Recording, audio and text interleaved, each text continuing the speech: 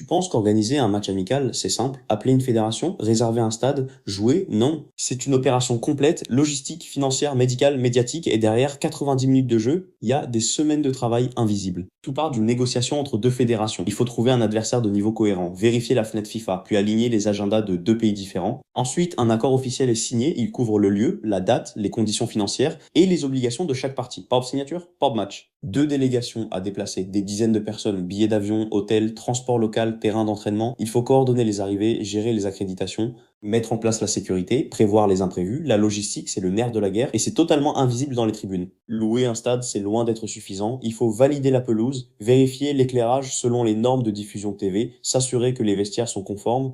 Il faut désigner des arbitres officiels, prévoir le VAR si nécessaire, mobiliser la sécurité. Organiser un match international, c'est produire un événement, pas juste ouvrir une porte. La FIFA est claire, chaque match international exige un staff médical accrédité, des ambulances sur place et un protocole antidopage conforme aux règles de l'AMA. Les protocoles en cas de blessure grave doivent être définis avant le coup d'envoi. Ce n'est pas une formalité, c'est une obligation absolue. Un match amical peut valoir des millions, les droits TV sont négociés avec les diffuseurs, les sponsors signent pour les maillots, les panneaux, les activations. La billetterie est structurée, zone VIP, hospitality, prix différenciés. Et les revenus sont partagés entre les deux fédérations selon un accord contractuel préétabli. Le mot amical ne dit rien de l'argent. Il y en a. Beaucoup.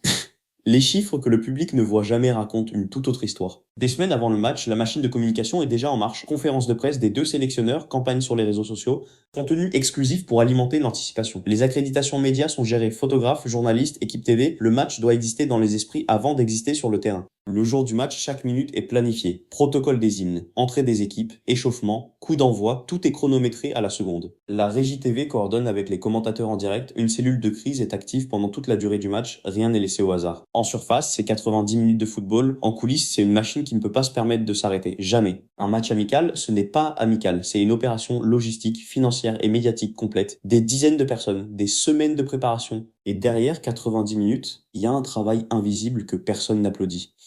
C'est ça, la réalité d'un match international. Mainlyfoot.ca, la référence pour comprendre le football professionnel, parce que le jeu commence bien avant le coup d'envoi. Revenons au début, l'accord sportif, sans signature, rien ne commence, c'est le premier pilier de toute l'opération, la fenêtre FIFA. Ce calendrier international qui impose ses règles à tous les clubs et toutes les fédérations, impossible d'y déroger. Les clubs doivent libérer leurs joueurs. Les joueurs convoqués voyagent depuis leur club en Europe, en Amérique, partout dans le monde. La coordination des arrivées est une opération à elle seule. Le terrain d'entraînement doit être réservé, balisé, sécurisé. Les séances sont fermées aux médias. La préparation tactique est confidentielle. Les vestiaires. Un espace que le public ne voit jamais, mais qui doit respecter des normes précises. Taille, équipement, température, séparation des équipes. Le protocole antidopage. Des agents de l'AMA sont présents dès le coup de sifflet final. Les joueurs sélectionnés n'ont pas le choix, c'est la loi du sport propre. Les droits télévisés. C'est souvent la plus grande source de revenus d'un match amical. Les négociations avec les diffuseurs commencent des mois à l'avance. Les sponsors, chaque panneau autour du terrain a un prix, chaque logo sur le maillot est négocié. L'espace publicitaire d'un match international est une marchandise,